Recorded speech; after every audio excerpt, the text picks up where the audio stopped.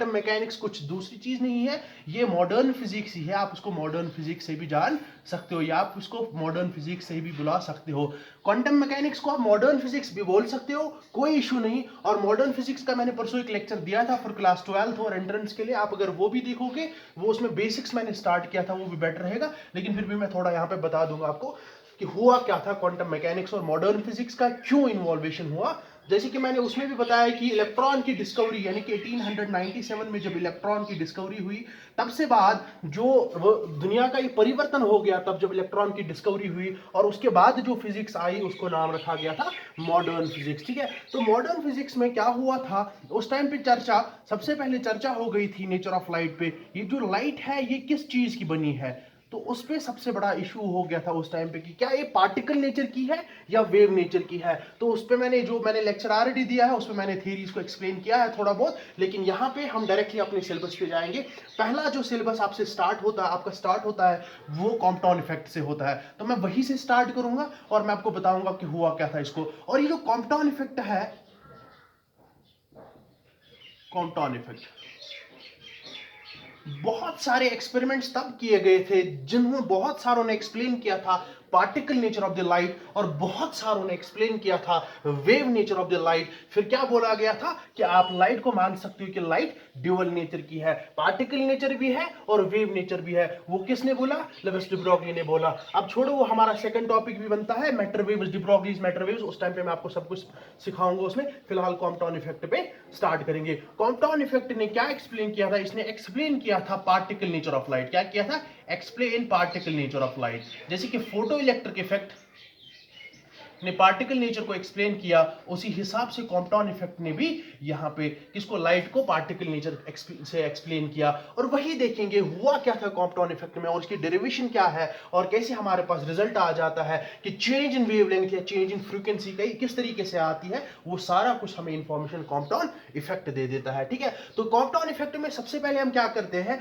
हम एक फोटोन को लेते हैं, एनर्जेटिक फोटोन को लेते हैं और एक इलेक्ट्रॉन को लेते हैं। लेकिन इलेक्ट्रॉन यहाँ पे स्टेशनरी होता है, यानी कि इलेक्ट्रॉन अगर ये है तो ये, लेकिन मोमेंटम इसका जीरो है, यानी कि p इसका जीरो है। क्यों जीरो है? क्योंकि जो इलेक्ट्रॉन है इज एट रेस्ट। ये जो इलेक्ट्रॉन है ये एक ही जगह पे है, ये मूव नहीं कर रहा है। और हमने क्या किया, हमने यहां से एक फोटोन को लाया और फोटोन क्या था? High energetic photon. ये चलने लगा, इसकी जो एनर्जी थी वो होती है बराबर h न्यू के बराबर। ये भी मैंने उस लेक्चर में सब एक्सप्लेन किया है। और इसका जो मोमेंटम होता है वो h न्यू और c के बराबर होता है।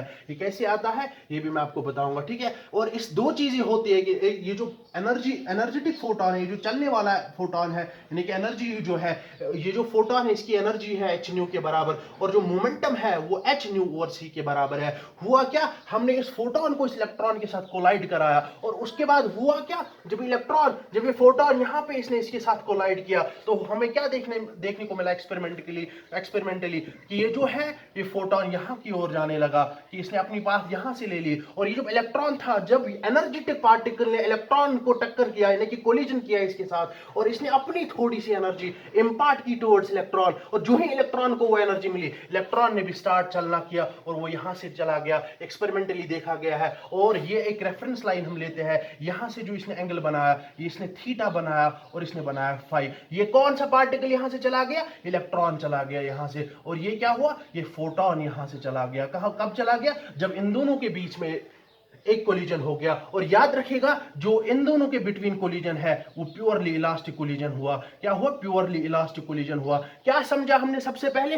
ये जो कॉम्पटाउन इफेक्ट है इसमें हमने एक फोटोन और इलेक्ट्रॉन को आपस में कोलाइड कराया, लेकिन फोटोन क्या था? वो था एनर्जेटिक पार्टिकल और वो मूविंग था। इलेक्ट्रॉन क्या था? इलेक्ट्रॉन रेस्ट पे था, उसका मोमेंटम जीरो के बराबर था। और जो ही हमने इन दोनों को आपस में टकराया, जो ही हमने इन दोनों को आपस में कोलाइड कराया, तो हमें क्या देखने को मिला कि ये जो फोटोन है इसने अपनी चेंज की और ये यहां से चला गया, और ये जो इलेक्ट्रॉन है ये यहां से चला गया। रेफरेंस लाइन के साथ इसने एक एंगल बनाया जिसको हमने नाम रखा फाई। और इसने क्या बनाया? इसने थीटा बनाया। और हम किसके साथ? रेफरेंस लाइन के साथ। अगर ये फोटोन यहां से चला गया तो मैं बता सकता हूं इसकी जो एनर्जी है वो है h न्यू डैश के बराबर, क्योंकि अभी तक जो इसकी एनर्जी थी वो थी h न्यू। अब जो ही इसने इसके साथ टक्कर किया, किसके साथ? इलेक्ट्रॉन के साथ, इसने इसको थोड़ी बहुत एनर्जी दे दी, उसी वजह से ये रेस्ट पे होके एक मोशन में आ गया। ये चलने लगा। और अगर इसने इसकी एनर्जी है E is equal to h nu, इसकी एनर्जी मैंने किससे रिप्रेजेंट की है? E dash h nu dash से मैंने यहाँ पे रिप्रेजेंट की। क्यों रिप्रेजेंट की? क्योंकि इसकी और ये एनर्जी अब बराबर नहीं है। क्यों नहीं है? क्योंकि इसने थोड़ी बहुत एनर्जी इलेक्ट्रॉन को दे दी, और वही हम देखेंगे हुआ क्या था। और अगर मैं इसका मोमेंटम लिखूंगा, मोमेंटम आएगा मुझे बराबर V P H nu dash by C के बराबर, जो कि अपना ही है, लेकिन मैंने डैश इसलिए लिया, मोमेंटम वहां पे दिखाने के लिए मैंने डैश लिया। और इसका मोमेंटम क्या है? वो होता है बराबर, उसका जीरो था वहां पे, तो मैं यहाँ पे इसका मोमेंटम फिलहाल पी ले लूंगा। अब ये मोशन में आ गया, अब इसका मोमेंटम जीरो नहीं है। अब हम देखेंगे हुआ क्या, वो मैं यहाँ पे आपको सिखाऊंगा कि ये ट्रायंगल एक बनता है और फिर हम कैसे रिजल्ट्स निकालेंगे इसे, वही मैं आपको बताऊंगा। और सबसे पहले यहाँ पे आप एक चीज का ध्यान दें कि ये जो एनर्जी थी किसकी? फोटोन की। और यहाँ पे एनर्जी जो इलेक्ट्रॉन की थी, वहां पे एनर्जी इसके पास थी नहीं, क्योंकि ये रेस्ट पे था और इसका मोमेंटम जीरो था। अब ये एनर्जी और ये एनर्जी जितनी भी ये थी और ये एनर्जी, अगर मैं इस एनर्जी को ये एनर्जी माइनस करूंगा, मुझे इलेक्ट्रॉन की जो एनर्जी है वो मुझे देखने को मिलेगी। और वो किस फॉर्म में होगी? वो काइनेटिक एनर्जी की फॉर्म में होगी। क्यों होगी? क्योंकि इलेक्ट्रॉन अब चलने लगा है। जब भी कोई पार्टिकल स्टार्ट करता है ट्रैवलिंग, तो उसके साथ एसोसिएटेड होती है काइनेटिक एनर्जी। क्या मैं बता सकता हूं एनर्जी किसकी? फोटोन की, माइनस स्कैटर्ड फोटोन जो यहां से चला गया टक्कर करके, इसकी एनर्जी ई डैश है। मैं लिखूं वो काइनेटिक एनर्जी के बराबर है। और वो काइनेटिक एनर्जी किसको मिली? वो इलेक्ट्रॉन को मिली, और इलेक्ट्रॉन चलना स्टार्ट हो गया। जब ये रेस्ट पे था, जो ही इसने थोड़ी बहुत इंपार्ट इसमें एनर्जी की, ये चलने लगा। और इसकी एनर्जी को मैंने ये जब एनर्जी माइनस की, तो मुझे इलेक्ट्रॉन की एनर्जी देखने को मिली, और वही उसको मैंने कौन सा नाम दिया? काइनेटिक एनर्जी का नाम दिया। इतना समझ आ गया? आप देखो रिजल्ट आगे मैं कैसे बनाऊंगा, ठीक है। देखो, साथ साथ पेन और कॉपी उठाइए, या तो मैं आपको नोट्स भी सेंड कर रहा हूं, लेकिन साथ साथ कॉपी और पेन उठा के आपको अगर कोई भी किसी भी डाउट लगेगा तो आप मुझे बताएंगे। अब हमने क्या देखा, ये एक रेफरेंस लाइन थी, और यहां से एक स्कैटर फोटोन हुआ, यहां से इलेक्ट्रॉन को स्कैटर होना पड़ा, और इसने एक एंगल बनाया फाई, इसने एक एंगल बनाया थीटा, और हमें पता है इसका जो मोमेंटम है वो मुझे निकला था H nu dash by C के बराबर। और एनर्जी, अब एनर्जी लिखने की जरूरत नहीं है। और हुआ क्या, इसका मोमेंटम आ गया, और इसका मोमेंटम मैंने किससे रिप्रेजेंट किया? खाली पी से किया। तो मैं इसको इस तरीके से भी ज्वाइन कर सकता हूं, इसको इस तरीके से भी ज्वाइन कर सकता हूं। क्या देखने को मिला कि जब आपको रिजल्टेंट पता होगी तो आप ये दो निकाल सकते हो, और जो एंगल बेस के साथ बनता है वो हमेशा कॉस रहता है। तो मैं इसको लिख सकता हूं h nu dash by c cos of theta. और ये जो परपेंडिकुलर वाला है, ये फॉर्मूला आप यहां पे लिख के रखोगे, E minus E dash equal to kinetic energy. हमें बाद में जरूरत लगेगी, इसीलिए मैंने यहां पे लिख के रखी, ठीक है। तो हमने क्या किया, और अगर ये जो बेस एंगल है जिसने बेस के साथ बना है, ये कॉस वाला होता है, और जो इसके अपोजिट वाला होता है वो फिर साइन होता है, h nu dash by c sine of theta. इतना लिख सकता हूं। इतना समझ आ गया कि रिजल्टेंट ये है। और जो ही मैंने इसको रिजॉल्व किया दो वेक्टर्स में, एक इसका बेस बना, एक इसका ये बना, और जो बेस एंगल होता है वो कॉस थीटा होता है, और जो अब परपेंडिकुलर होता है वो कौन सा होता है? साइन थीटा होता है। वेक्टर्स की बात है, रिजोल्यूशन ऑफ वेक्टर्स आपने पढ़ा होगा और आपको आता भी होगा। और यहां पे जो मोमेंटम पी है, अब इसने इस रेफरेंस लाइन के साथ एक एंगल बनाया, तो मैं लिख सकता हूं इसको ये पी कॉस ऑफ फाई है, क्योंकि बेस एंगल रेफरेंस लाइन के साथ होता है रिजल्टेंट का, और ये बनेगा पी साइन ऑफ फाई के बराबर।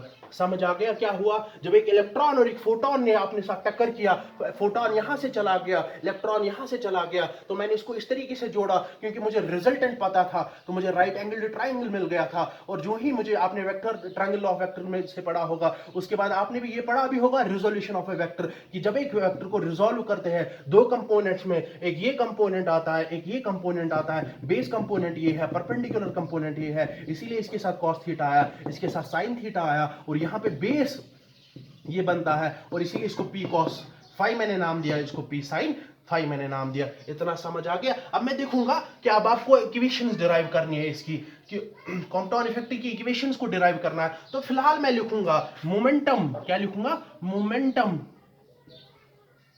along the axis, along the axis। Momentum along the axis का क्या मतलब हुआ, कि जब एक फोटोन, ये मानूंगा मैं यहां पे इलेक्ट्रॉन था और यहां पे फोटोन था, इसका मोमेंटम पहले जीरो था, इसका जो मोमेंटम था वो एच न्यू ओवर सी के बराबर था।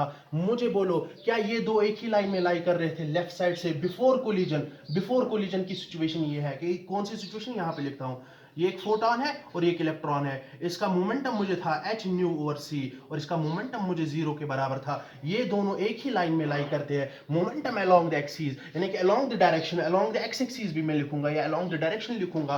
तो मैं क्या लिखूंगा, मोमेंटम बिफोर कोलिजन क्या था, वो था मुझे h न्यू ओवर c। किसका था, एक फोटोन का था। तब जाके मुझे इलेक्ट्रॉन का मोमेंटम 0 था, क्योंकि इलेक्ट्रॉन रेस्ट पे था, इसीलिए मुझे उसका मोमेंटम क्या था, 0 के बराबर, इक्वल टू। उसके बाद कोलिजन के बाद मुझे क्या क्या देखने को मिला, मुझे तो एक इलेक्ट्रॉन का कंपोनेंट भी देखने को मिला। इलेक्ट्रॉन का कंपोनेंट इसलिए देखने को मिला क्योंकि इलेक्ट्रॉन को फिर एनर्जी मिली, और जो ही एनर्जी मिली उसको मोमेंटम आ गया, और मोमेंटम वाले कंपोनेंट को मैंने जब यहां से लिखा वो मुझे आया p cos ऑफ phi के बराबर। और एक कंपोनेंट मुझे है वो ये वाला है, किसका, फोटोन का कंपोनेंट ये है, जो यहां से अलोंग द एक्स एक्सिस है। समझ आ रही है बात मैं क्या बता रहा हूं, ये एक्स एक्सिस है और ये किसका मोमेंटम है, इलेक्ट्रॉन का मोमेंटम है आफ्टर कोलिजन। और ये किसका मोमेंटम है, ये मोमेंटम है एक फोटोन का आफ्टर कोलिजन। क्या दोनों एक ही लाइन में लाई करते हैं एक्स एक्सिस में, तो मैं लिखूं यहां पे ये मोमेंटम ऑफ फोटोन है h nu dash by c cos of theta के बराबर। लिख सकता हूं इतना। और उसके बाद हुआ क्या, मैं क्या करूंगा, मैं इन दो वाले सेम टर्म्स को एक ही जगह पे लाऊंगा। मैं लिख सकता हूं h nu minus by c minus h nu over c cos of theta equal to p cos of phi। लिख सकता हूं। मैंने किया क्या, मैंने इसको यहां शिफ्ट किया, और जो ही यहां इसको शिफ्ट किया नेगेटिव साइन बीच में आ गई। अब मैं क्या कर रहा हूं, मैं इस c को वहां मल्टीप्लाई कर रहा हूं, तो ये बनेगा मुझे h nu minus h nu dash cos of theta equal to pc cos of phi। समझ आया क्या मैंने लिखा। मैं इसको इक्वेशन नंबर फर्स्ट नाम दे दूंगा, क्या दूंगा, इक्वेशन फर्स्ट नाम दे दूंगा इसको।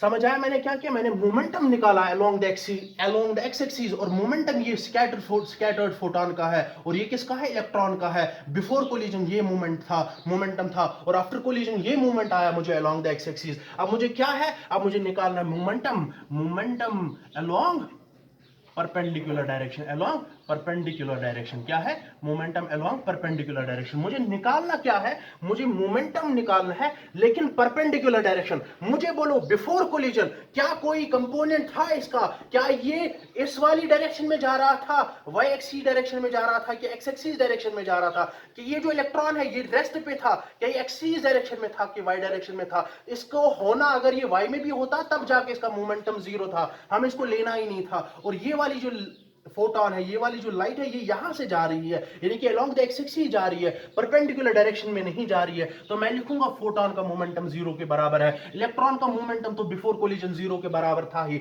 ये परपेंडिकुलर डायरेक्शन की मैं बात कर रहा हूं। मोमेंटम था फोटोन का, लेकिन वो अलोंग द एक्स एक्सिस था, वो मैंने यहां पे लिखा। लेकिन जब मैं बात कर रहा हूं परपेंडिकुलर डायरेक्शन की, तब जाके मुझे मोमेंटम नहीं था। किसका मोमेंटम नहीं था, फोटोन का भी नहीं था, इलेक्ट्रॉन का भी नहीं था। और जो ही मैंने इसको आगे लिया तो मुझे यहां पे क्या देखने को मिला, परपेंडिकुलर दो कंपोनेंट्स आफ्टर कोलिजन। एक तो ये मुझे नजर आ रहा है, एक तो मुझे ये नजर आ रहा है। लेकिन यहां पे प्रॉब्लम है, कौन सी प्रॉब्लम है, जब मैंने ये दो कंपोनेंट्स लिए थे, ये दोनों एक ही डायरेक्शन में थे, और ये दो कंपोनेंट्स जब मैं देख रहा हूं ये दोनों एक दूसरे के अपोजिट में है। ये यहां की ओर है और ये यहां की ओर है। बात समझ आ रही है, ये यहां से हमने इसको ड्रॉ किया यहां की ओर, यहां से इसको ऊपर की ओर ड्रॉ किया। इसकी डायरेक्शन यहां की ओर है, इसकी डायरेक्शन यहां की ओर है। और जब दोनों की डायरेक्शन अपोजिट में होती है तो वो एडिशन में नहीं आ जाते हैं, वो सब्ट्रैक्शन में आ जाते हैं। तो मैं लिखूं H nu dash by c sine of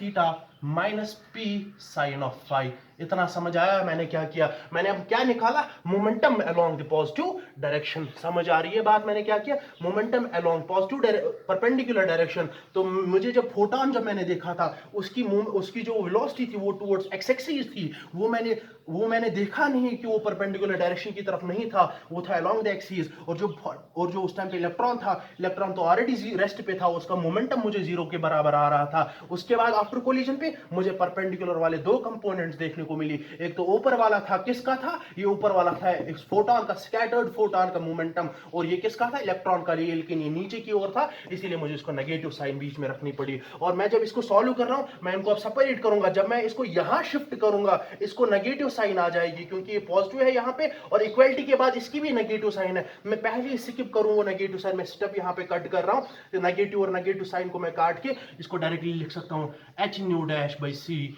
sine of theta equal to p sine of phi. समझ आया मैंने क्या किया? इसकी जो नेगेटिव साइन थी, जब मैंने इसको शिफ्ट किया लेफ्ट की ओर, ये पॉजिटिव था, ये नेगेटिव बनता और इसकी भी नेगेटिव साइन आती। मैंने उनको कट करके एक ही स्टेप यहां पे लिखा।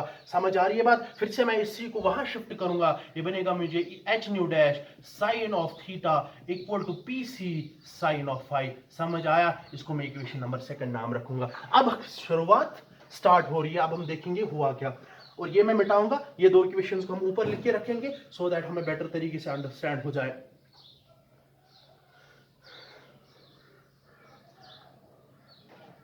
फर्स्ट इक्वेशन क्या मिली हमें? जब हमने momentum along the X axis देखा तो मुझे इक्वेशन ये मिली, H nu dash cos of theta equal to P C cos of phi के बराबर। मैंने इसको इक्वेशन नंबर फर्स्ट नाम दिया। समझ आ रही है बात? और जब मैंने दूसरी इक्वेशन दी लिखी, वो मैंने h nu dash sine of theta equal to P c sine of phi के बराबर लिखी। ये है इक्वेशन नंबर सेकंड। समझ आ रही है बात? अब देखेंगे, मैं ये वाला पोर्शन भी रब कर रहा हूं क्योंकि मुझे जो दो इक्वेशंस काम की थी मैंने यहां पे लिख ली। अब हम आगे जाएंगे क्योंकि बोर्ड छोटा है इसलिए मुझे मिटाना पड़ता है बार बार। और अब हम देखेंगे हम क्या करेंगे।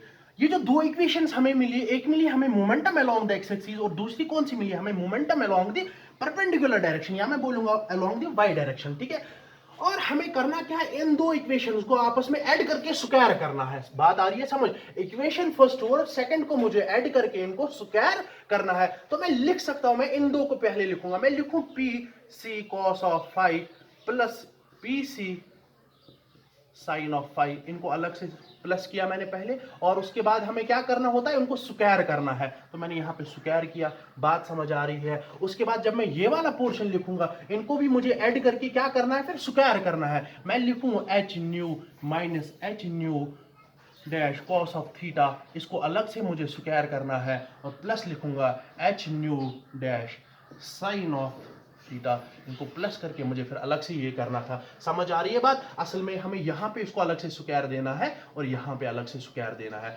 ऐड करके इनको स्क्वायरिंग करना है। जो ही आपने इनको ऐड किया उसके बाद आपको इनको स्क्वायरिंग करना है। तो ये बनेगा मुझे पी स्क्वायर सी स्क्वायर कॉस स्क्वायर फाई और प्लस पी स्क्वायर सी स्क्वायर साइन स्क्वायर फाई के बराबर। बात समझ आ रही है? इनको जब स्क्वायर था तभी ये बन गया पी स्क्वायर, ये बन गया सी स्क्वायर, ये बन गया कॉस स्क्वायर फाई, और इसको जब स्क्वायर मैंने किया ये बना मुझे पी स्क्वायर सी स्क्वायर साइन स्क्वायर फाई के बराबर। ये मुझे बन रही है फॉर्मूला a माइनस बी वाली फॉर्मूला। समझ आ रही है? यहाँ a किसके बराबर है? मुझे एच न्यू के बराबर, और H nu dash cos of theta है मुझे बराबर b के बराबर। समझ आ रही है बात? ये है a के बराबर और ये है b के बराबर। a माइनस बी वाली फॉर्मूला आपको आप सबको आती होगी। कैसे करते हैं? ये बनता है a square plus b square minus 2ab। तो मैं लिखूं इसको a स्क्वायर, मुझे यहाँ पे है h स्क्वायर न्यू स्क्वायर, उसके बाद प्लस बनेगा मुझे h square new dash square cos square theta. समझ आ रही है बात? माइनस 2 टाइम्स ये है मुझे एच न्यू और ये है मुझे एच न्यू डैश, और मुझे क्या है?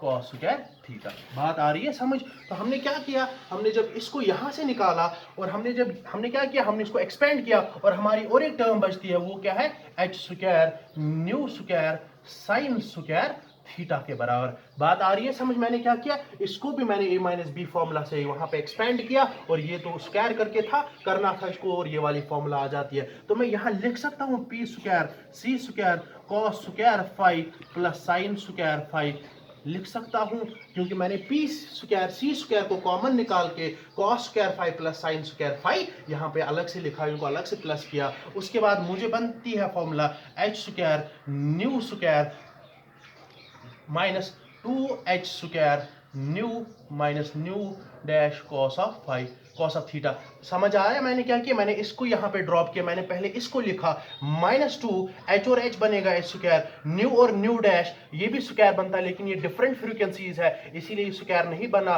डैश है new into nu dash cos of theta. उसके बाद मैं अगर बात करूंगा प्लस, मैं इन दो को अगर फिर से कॉमन निकालूंगा, एच स्क्वायर न्यू स्क्वायर मैंने कॉमन निकाला इन दो में, और फिर से अंदर क्या बना मुझे? Cos square theta plus sine square theta. आपको पता होगी formula, sine square plus cos square theta, sine square theta plus cos square theta होती है बराबर 1 के बराबर होता है बराबर 1 के बराबर, तो मैं अगर लिखूंगा p स्क्वायर c स्क्वायर 1 के बराबर, क्योंकि cos स्क्वायर 5 और sin स्क्वायर 5 भी 1 के ही बराबर बनेगा, equal to h square nu square minus 2 times h square nu into nu dash cos of theta plus h square nu square. ये मुझे फॉर्मूला और एक आ गई, इसको मैंने नाम दिया था इक्वेशन नंबर 3। समझ आ रही है बात? समझ आ रही है बात? मैंने क्या किया, ये मुझे इक्वेशन फर्स्ट बनी थी, ये मुझे इक्वेशन सेकंड बनी थी, और इनको मैंने क्या किया, एक दूसरे के साथ ऐड करके फिर स्क्वायरिंग की, और मुझे ये वाला रिजल्टेंट देखने को मिला। अब ये रिजल्टेंट हमारे लिए इंपॉर्टेंट है, बाकी मैं मिटा के इसको आगे रखूंगा लिख के, सो दैट हमें आगे ये काम आ जाए।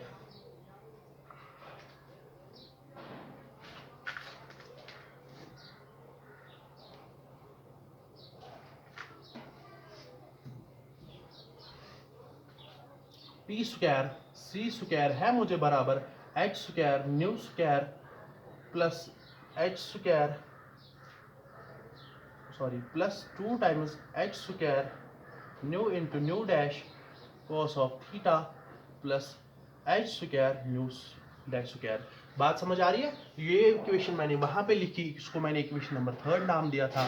और आपने रिलेटिविटी में पढ़ा होगा, एनर्जी की जो इक्वेशंस है वो मैं यहाँ पे लिखूंगा, अगर किसी को नहीं आती भी होगी घबराने की जरूरत नहीं है, मैं आपको इसके बाद रिलेटिविटी भी पढ़ा रहा हूँ, लेकिन यहाँ पे थोड़ा बहुत इनको याद रखना है। एनर्जी है बराबर kinetic energy plus m not C square के बराबर, और एनर्जी की और एक फॉर्मूला है, वो है energy equal to square root of m not square C4 plus p square C square के बराबर। समझ आ रही है बात? ये आपने रियलिस्टिक एनर्जी में से इक्वेशन निकाली है, और ये इक्वेशंस अगर आपको नहीं भी आती है निकालने, आप खाली इनको थोड़ा बहुत याद करके रखो। अभी बाद में जब हम उस वाले पोर्शन पे आ जाएंगे, हम उसको वहां पे पढ़ाएंगे। ये बहुत आसान है निकालना, अगर आपको पता होगी एनर्जी जो इक्वेशन है is equal to m c square, और जो मास होता है M nought under root of 1 minus v square C square. Relative mass और मास एनर्जी रिलेशन दी थी किसने? एल्बर्ट आइंस्टाइन ने। जब आप यहाँ पे वैल्यू पुट करते हो एम के बदले, आप लिखते हो एम नॉट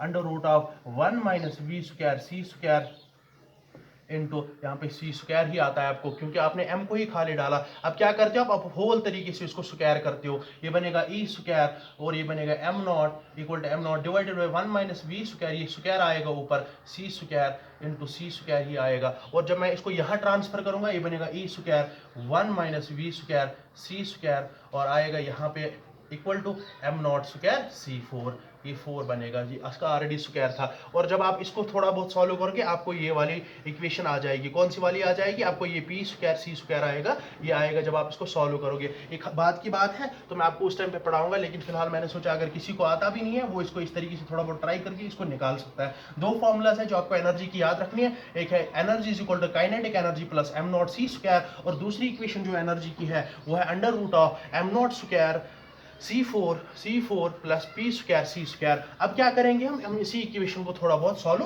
करेंगे, इसी इक्वेशन को सॉल्व करेंगे। अब मैं क्या करूंगा, मैं इस इक्वेशन को सॉल्व करूंगा और इसका वैल्यू डाल के मैं लिखूं एनर्जी फिर से बराबर है मुझे बराबर kinetic energy plus m not C square के बराबर। समझ आ रही है बात? मैंने क्या किया, मैंने इस इक्वेशन को यहाँ पे फिर से लिखा। क्या एनर्जी का वैल्यू मुझे यहाँ पे देके है? हाँ देके है। क्या है? Am not square C4 plus p square C square, लेकिन स्क्वायर रूट है इसका, तो मैं इसको मिटा के यहाँ लिख सकता हूँ। जो हमें एनर्जी की इक्वेशन है वो है हमें under root of m not square C4 plus p square C square के बराबर। तो मैं यही पे थोड़ा बहुत सॉल्व इसको करूंगा क्योंकि बोर्ड छोटा है।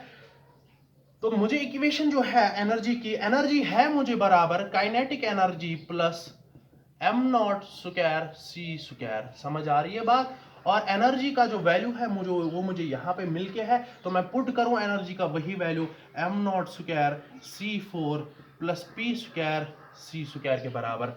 समझ आ रही है बात? मैंने क्या किया, मैंने खाली इसको पुट किया, यहाँ पे एनर्जी का वैल्यू ये डाल के यहाँ पे डाला, इक्वल टू लिखूं काइनेटिक एनर्जी प्लस लिखूं m not square C square, लिखूं इसी के बराबर। और हुआ क्या, यहाँ पे मुझे रूट है, अगर मुझे रूट को हटाना है मुझे इसको यहाँ से मल्टीप्लाई करना है बहुत तरीके से स्क्वायर से, और ये बनेगा am not square C4 plus p square C square equal to kinetic energy plus m not square C square जो है इसका भी स्क्वायर आएगा। समझ आया क्या किया हमने? बोथ साइड स्क्वायर किया, और जब हमने इसको भी स्क्वायर किया, ये स्क्वायर कट गया इस रूट के साथ और इसको अपना स्क्वायर वहीं पे रहा। अब हम इसको एक्सपेंड करेंगे, ये फिर से a प्लस बी वाली फॉर्मूला बन गई, a प्लस बी और होता है बराबर a square plus b square plus 2ab। समझ आ रही है बात? और यहाँ पे a किसके बराबर है? काइनेटिक एनर्जी के बराबर, और b किसके बराबर है? मुझे m nought square c square के बराबर। बात समझ आ रही है? उसके बाद हम इसको जब एक्सपेंड करेंगे, मैं लिखूं m nought square c4 plus p square c square है मुझे बराबर काइनेटिक एनर्जी का स्क्वायर अलग से plus m nought square c4। जब इसका स्क्वायर बनेगा, ये b है ना, तो ये बनेगा m नॉट स्क्वायर, सॉरी ये m नॉट ही है, m नॉट c स्क्वायर है, यहाँ पे m नॉट है। और जब मैंने इसको m नॉट c4 लिखा, जब मैंने इसको यहाँ पे, नहीं m नॉट स्क्वायर ही है, m नॉट नहीं है, जब स्क्वायर आ जाएगा फिर बनेगा m नॉट स्क्वायर। यहाँ पे समझ आ रही है बात? यहाँ पे खाली m नॉट है c स्क्वायर, और यहाँ पे m नॉट ही है, और जब मैंने इसको स्क्वायर किया तब जाके ये बनेगा मुझे यहाँ पे m नॉट स्क्वायर c4। जब मैंने इसको पावर को पावर के साथ मल्टीप्लाई किया मुझे बना 4, तो मुझे उसके बाद क्या लिखना है? 2 times kinetic energy plus m nought सी स्क्वायर। समझ आ रही है बात? मैंने क्या किया? मैंने खाली एक फॉर्मूला को एक्सपेंड किया। कौन सी वाली फॉर्मूला को? a प्लस बी वाली फॉर्मूला को मैंने एक्सपेंड किया।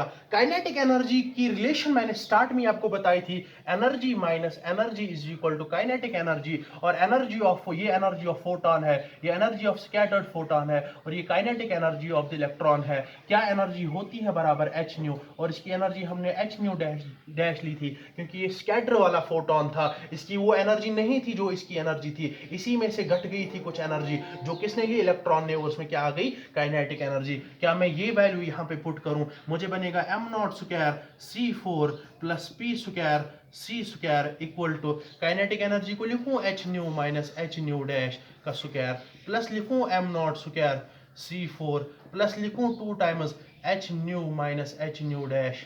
समझ आ रही है बात? मैंने क्या किया? h nu minus h nu dash plus आएगा मुझे m नॉट c स्क्वायर। समझ आ रही है बात? माफ कीजिएगा, ये यहाँ पे मल्टीप्लाई में है, इसमें नहीं है, क्योंकि ये b है ये a है, तो ये मुझे यहाँ पे डायरेक्टली इसमें मल्टीप्लाई में आ जाएगा m नॉट c स्क्वायर। समझ आ रही है बात? और मैं क्या करूंगा, ये और ये मैं यहीं पे कट करूंगा, क्योंकि ये जब मैं यहाँ पे शिफ्ट करूंगा, ये यहाँ पे पॉजिटिव है, यहाँ आके ये नेगेटिव बनेगा, ये और ये कट गया। अब मैं देखूंगा ये बनेगा मुझे p स्क्वायर c स्क्वायर है मुझे बराबर h nu minus h nu dash square. तो इसको भी एक्सपेंड करूंगा मैं फिलहाल, ये बनेगा मुझे h square nu square minus h square, sorry plus आएगा h न्यू डैश और minus 2 times h square nu into nu dash. समझ आ रही है बात? मैंने इसको भी एक्सपेंड किया, मैं इसको एक्सपेंड करना भूल गया था, प्लस आएगा मुझे 2 times h nu minus h nu dash और आएगा m नॉट c स्क्वायर के बराबर। समझ आया? यहां से मैंने क्या किया, एनर्जी की फॉर्मूला मुझे E is equal to kinetic energy plus m nought c square के बराबर था, और m nought square c4 plus p square c square होती है मुझे बराबर एनर्जी, और मैंने यहाँ पे उसी का वैल्यू पुट किया, ये होता है मुझे बराबर काइनेटिक एनर्जी प्लस ये। जब मैंने इनको स्क्वायर किया, स्क्वायर इसलिए किया क्योंकि मुझे यहाँ से रूट हटाना था, तो ये बन गया और ये एक फॉर्मूला में आ गया था मुझे, और इसको मैंने जब अलग से दिया, इसको भी अलग से दिया, और वो मुझे ये वाली फॉर्मूला बन गई। और इसको फिर मैंने जब अलग से दिया, ये वैल्यू मैंने कहाँ से लाया? मैंने यहाँ से लाया, क्योंकि मुझे पहले ही पता था energy minus energy of photon minus energy of scattering photon equal to kinetic energy of the electron. वो मैंने यहीं पे डाला और मैंने ये इक्वेशन निकाली। मैं इस इक्वेशन को लिख सकता हूँ यहाँ पे, ये इसको मैं ऊपर लेके जाऊंगा क्योंकि नीचे आपको ज्यादा समझ नहीं आएगा, मैं वापस ऊपर जाऊंगा, मैं इसको मिटाऊंगा, खाली इक्वेशन को ऊपर रखूंगा।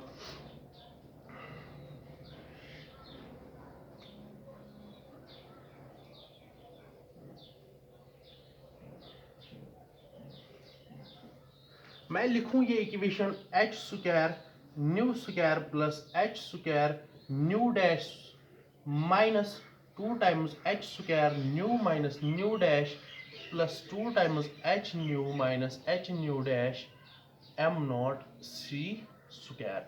समझ आया मैंने क्या किया? मैंने बस इसको लिखा ऊपर, और ये जो किसके बराबर है मुझे, पी स्क्वायर सी स्क्वायर के बराबर। लेकिन पी स्क्वायर सी स्क्वायर का तो वैल्यू ऑलरेडी मुझे आया था इक्वेशन नंबर थर्ड में, मैं वही लिखूंगा इसके बदले। क्या मैंने ये इक्वेशन यहां पे लिखी, और मुझे ये जो इक्वेशन था ये किसके बराबर मुझे आ रही थी, ये मुझे आ रही थी पी स्क्वायर सी स्क्वायर के बराबर। और जब मैंने वो वाली इक्वेशन देखी वो मुझे इसके बराबर आ रही है, और मैंने वही यहाँ पे पुट वैल्यू किया, और पी स्क्वायर सी स्क्वायर के बदले मैंने यहीं पे उसको वैल्यू पुट किया। अब अगर मैं देखूंगा ये और ये मुझे कॉमन आ रहे हैं, क्योंकि अगर मैं इसको यहां शिफ्ट करूंगा ये मुझे यहां आके नेगेटिव बन के कैंसिल आउट हो जाएगा, और ये भी कैंसिल आउट हो जाएगा, क्योंकि जब मैं इसको यहां शिफ्ट करूंगा तब यहां आके ये मुझे कैंसिल हो जाएगा। अब यहाँ टू और यहाँ टू, मैं इस टू को भी कैंसिल कर रहा हूं वहीं पे। अब मुझे क्या बच रहा है result, H square nu into nu dash plus 2 times H nu minus H nu dash M not C square, वो आएगा मुझे बराबर minus times two, sorry two तो मैंने कैंसिल किया, H square nu into nu dash cos of theta के बराबर। समझ आ रही है बात, मैंने क्या किया, अब मैं इस वाली टर्म को लेफ्ट हैंड साइड में शिफ्ट करूंगा, जो ही मैं उसको वहां लेके जाऊंगा ये बनेगा मुझे वहां पे क्या बनेगा, ये पॉजिटिव बनेगा। सॉरी यहाँ पे मैंने टू को ऑलरेडी कैंसिल किया था, लिखने की जरूरत नहीं है। और मैं इसको लिखूं H nu minus H nu dash, और ये बनेगा am not C square is equal to, जब मैं इसको वहां लेके जाऊंगा ये बनेगा H square nu into nu dash. समझ आ रही है बात, मैंने क्या किया, मैंने इसको यहां लिया, ये नेगेटिव था और ये पॉजिटिव बन गया, प्लस यहाँ पे बना एच स्क्वायर, सॉरी ये नेगेटिव ही है, H square nu into nu dash cos of theta के बराबर आ रहा है। ये समझ आ रही है बात। अब मैं क्या करूंगा, मैं इस एच को यहां पे कॉमन निकालूंगा, nu minus nu dash M not C square, ये आएगा मुझे बराबर, यहां से भी मैंने एच को H square nu into new dot को मैंने न्यू डैश को मैंने यहाँ पे कॉमन नहीं लिया, और ये बनेगा मुझे अंदर खाली बचेगा 1 माइनस कॉस ऑफ थीटा, क्योंकि मैंने इस सारी टर्म को वहां से कॉमन, ये भी और यहां से भी कॉमन लिया, तो मुझे ये जब ये मैंने कॉमन लिया यहां मुझे 1 बचा और यहां पे मुझे खाली कॉस थीटा बचा। समझ आ रही है बात। अब मैंने क्या किया, मैंने इस एच को इस स्क्वायर के साथ कैंसिल किया, मैं लिख सकता हूं न्यू माइनस न्यू डैश आएगा मुझे बराबर M not C square is equal to H times nu into nu dash 1 minus cos of theta. समझ आ रही है बात। मैंने क्या किया, मैंने ये एच को इस स्क्वायर के साथ कैंसिल करके इक्वेशन को थोड़ा आगे लिया। अब मैं इस एच को यहां डिवाइड करूंगा, ये बनेगा मुझे nu minus nu dash M not C square divided by H is equal to nu minus nu dash 1 minus cos of theta. समझ आ रही है बात। मैंने क्या किया, अब मैं क्या करूं, मैं इसको भी और इसको भी डिवाइड बाय कर रहा हूं सी। जब मैंने इसको भी डिवाइड बाय सी किया, इसको भी डिवाइड बाय सी किया, ऑलरेडी स्क्वायर सी जो है, जब इसके नीचे मैं और एक सी लाऊंगा, सी और स्क्वायर का एक सी कटेगा, ये बचेगा मुझे nu by c minus nu dash by c m not c by h equal to nu by c into nu dash by c और 1 माइनस कॉस ऑफ थीटा बनेगा। समझ आ रही है बात। मैंने क्या किया, मैंने इसको भी डिवाइड किया सी से, इसको भी डिवाइड किया सी से, तो मुझे रिजल्टेंट वाली इक्वेशन ये बनी। अब मैं इसी रिजल्टेंट वाली इक्वेशन को ऊपर लेके जाऊंगा। अब हमारा फाइनल रिजल्ट आ रहा है, और वो क्या है, अगर मुझे v बाई सी आई और न्यू बाई सी दूसरी equation M not C by H is equal to v nu by C into nu dash by C 1 minus cos of theta मुझे इक्वेशन बनी। समझ आ रही है बात। आपने पढ़ा होगा कि जब एक वेव की जो वेलोसिटी है, या वेव की velocity c equal to nu times lambda के बराबर होती है, और अगर मैं न्यू निकालूंगा, सॉरी अगर मैं यहाँ पे लेमडा निकालूंगा, वो मुझे आएगा बराबर सी बाई न्यू के बराबर आएगा। लेकिन यहाँ पे हमें रिजल्टेंट अपोजिट में है, तो मैं लिख सकता हूँ 1 बाई लेमडा है मुझे बराबर न्यू और सी, तो मैं यहाँ पे इसके बदले 1 बाई लेमडा लिख सकता हूँ, तो मैं लिखूँ 1 by lambda minus 1 by lambda dash, क्योंकि न्यू डैश है am not C by H is equal to 1 by lambda into 1 by lambda dash 1 minus cos of theta. उसके बाद जब मैं आगे जाऊंगा और ये इक्वेशन और सिंपलीफाई होती जाएगी। अब मैं क्या करूंगा, lambda dash minus lambda M not C by H equal to 1 by lambda into lambda ये, और ये अगर मैं भी ऐसे ही लिखूंगा ये बनेगा मुझे 1 माइनस कॉस ऑफ थीटा। समझ आया मैंने क्या किया, मैंने इनको खाली मल्टीप्लाई करके एक दूसरे के साथ, अब मैं इसको इसके साथ कैंसिल आउट कर सकता हूँ। मुझे बचेगा लेमडा डैश माइनस लेमडा है मुझे बराबर M not C by H है मुझे बराबर 1 माइनस कॉस ऑफ थीटा के बराबर। अब मैंने क्या किया, मैंने इस lambda minus lambda is equal to, इसको वहां जब मैं लेके जाऊंगा ये बनेगा H M not C 1 minus cos of theta. मैं इसको इस तरीके से भी लिख सकता हूँ, lambda minus lambda dash equal to, ये है फाइनल रिलेशन किसकी, ये है कॉम्पटाउन इफेक्ट की फाइनल रिलेशन। और हमें क्या देखने को मिला, change in wavelength, change in wavelength. जो हमने यहाँ पे एक इलेक्ट्रॉन स्कैटर इलेक्ट्रॉन देखा, ये फोटोन देखा, इसकी एनर्जी मुझे थी h न्यू, कोलिजन के बाद ये यहाँ से चला गया और इसकी फ्रीक्वेंसी भी हमें देखने को मिली कि चेंज हो गई और वेवलेंथ भी चेंज हो गई। वो जो वेवलेंथ एक फोटोन की चेंज होगी आफ्टर स्कैटरिंग, उसी को नाम दिया जाता है फोटोन, इसी को नाम दिया जाता है कॉम्पटाउन इफेक्ट का। और लेमडा सी अगर आप देखोगे, लेमडा सी होता है शिफ्ट, वेवलेंथ शिफ्ट, और फॉर इलेक्ट्रॉन वो आता है बराबर 2.4 इंटू 10⁻⁻² मीटर्स के बराबर आता है। ये है वेवलेंथ शिफ्ट फॉर इलेक्ट्रॉन, वो किसके बराबर आया, इसके बराबर। कॉम्पटाउन इफेक्ट का मतलब क्या आया अब, कि जो हमें फ्रीक्वेंसी या वेलोसिटी, ये वेवलेंथ हमें चेंज होती है आफ्टर स्कैटरिंग, जब हमने एक फोटोन को एक इलेक्ट्रॉन के साथ कोलाइड करा के हमें जब जो स्कैटरिंग फोटोन दिखा, उसमें कितनी चेंज आ रही है फ्रीक्वेंसी और वेवलेंथ में, उसी को नाम दिया जाता है कॉम्पटाउन इफेक्ट का। समझ आ रही है बात।